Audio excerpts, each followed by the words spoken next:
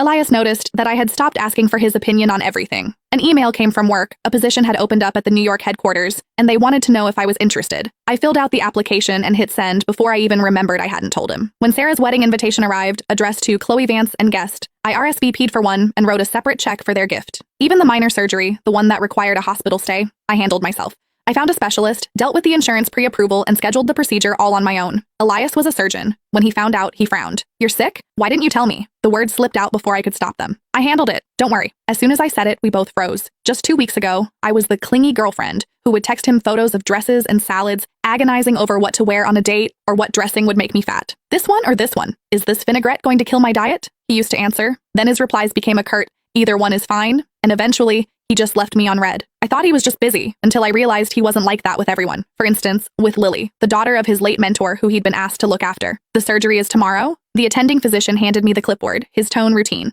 "Dr. Mercer is still out of town for a conference. If you'd like to wait for him, we can reschedule." "No," I said. "Tomorrow is fine." The doctor just nodded, asking no more questions. As I walked out of the office, 2 people came down the hallway. Elias was pulling a suitcase, looking like he'd come straight to the hospital from the airport. Lily followed him, wearing a black cashmere coat over her scrubs, the Burberry one I'd given Elias for our 3rd anniversary. Elias saw me and his brow furrowed. "What are you doing here? Sick again?" That word, again, stung like a needle. He snatched the papers from my hand, his eyes scanning them with a flicker of annoyance. "I have things to do tomorrow. This isn't an emergency. We can do it when I have time." "Don't worry about it," I said. "I've already handled it." He looked taken aback. This was coming from the girl who used to video call him in tears over a paper cut, the one who sent him a dozen selfies just to pick a date night outfit. Now here I was, calmly scheduling my own surgery. If he hadn't run into me, he probably wouldn't have known until after it was over. I took the chart back, accidentally knocking a small box from his hand. It clattered to the floor, spilling its contents. "Birth control pills. It's not what you think," Elias said, bending to pick them up. His voice was as flat as if he were discussing the weather. "They're for Lily's cramps. Doctor's orders." Lily clutched the coat tighter, her voice a fragile whisper. "I'm so sorry, Chloe. It's all my fault. My anxiety has been so bad lately. I can't sleep. I can't focus. Elias is the only one who understands.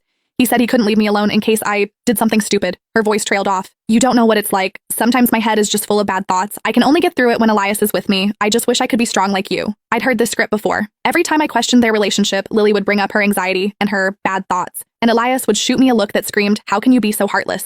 Once I had a sharp pain in my stomach and asked him what kind of specialist I should see. This brilliant neurologist told me, "I don't know." When I complained he was being dismissive, he just pinched the bridge of his nose wearily. "Can't you just look it up yourself? You're an adult, Chloe. Can you be a little more independent? Stop relying on me for every little thing." So frugal with his words for his girlfriend, yet he personally escorted someone else to her doctor's appointments. "Well, you should take good care of her then," I said, my voice completely flat.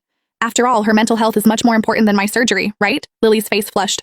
"Chloe, that's not what I meant." "Are you still mad?" Elias cut her off, his eyes fixed on me. "Just because I didn't tell you I was going out of town?"